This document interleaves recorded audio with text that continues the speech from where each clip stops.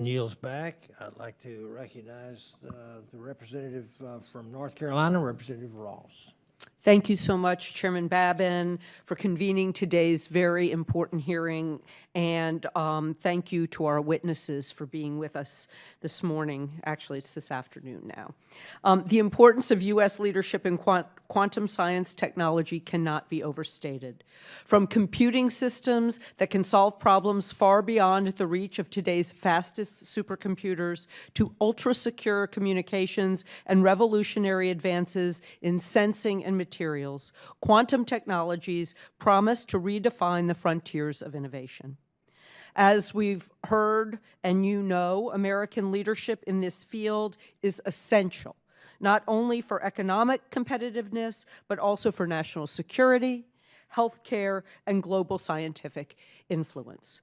Continued investment and collaboration across government, academia, and industry will ensure that the United States remains at the forefront of this transformative area of science and shape the 21st century and beyond. At the heart of this national effort are institutions like North Carolina State University, and I'm glad that my colleague from Durham mentioned NC State, which I represent. Bold research and education initiatives are helping to build the quantum workforce and advance cutting-edge science. NC State's quantum initiative unites research in quantum computing, materials, and networking with robust education and workforce development. NC State researchers are leading major projects backed by the U.S. Department of Energy.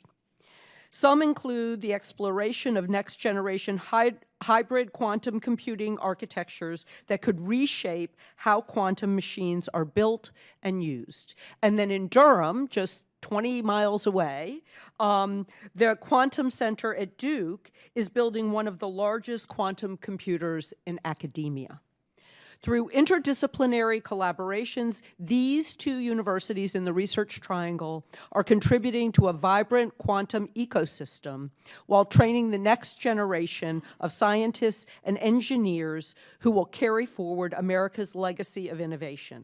But the progress is not guaranteed. And as you know, and my colleagues have mentioned, in recent years, the Trump administration has hindered advancements in quantum, creating uncertainty around research funding, weakening international scientific collaboration, and deprioritizing long-term investments in research.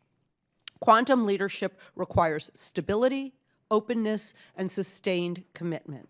The choices we make today will make a difference about whether or not we remain leaders. So Dr. Gonzalez, the National Science Foundation, has long played a central role in advancing quantum science by supporting fundamental research, building multidisciplinary research centers, and fostering partnerships across universities, national labs, and industries through programs such as Quantum Leap. How does NSF view the role of partnerships with higher educational institutions, and NC State and Duke in particular, if you can speak to that, in advancing quantum research, and why are these collaborations critical for maintaining our leadership in quantum science and technology? Thank you for that question, and I wish I had more time to tell you all about it, but I'll just highlight a few things. Absolutely.